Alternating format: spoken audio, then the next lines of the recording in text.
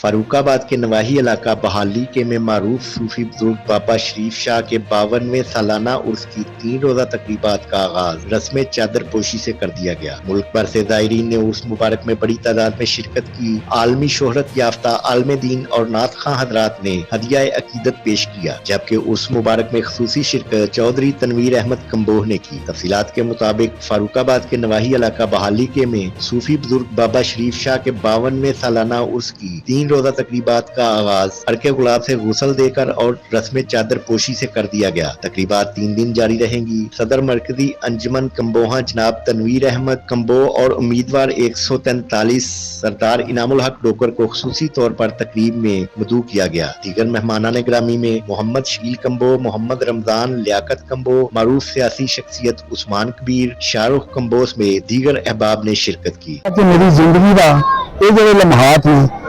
इन्होंने मैं यादगार ही तस्वर करना। अज जो पिंड बहाली के बाबा सैयद पीर शरीफ शाह साहब उन्होंने दरबार मुबारक है और उथे तशरीफ ले आए हैं, उन्होंने मेला है, बहुत अच्छा लग रहा है। और मैं समझना कि ये जो बुजुर्ग हैं इन्होंने इंसानियत के लिए जो काम किए हैं वो याद रखने वाले हैं और पूरे माशरे को, इस पूरे एरिया को, जितने गांव देहात हैं इनको पता है कि इनकी क्या करामात हैं, ये किस किस तरह से इन्होंने जिंदगी बसर की।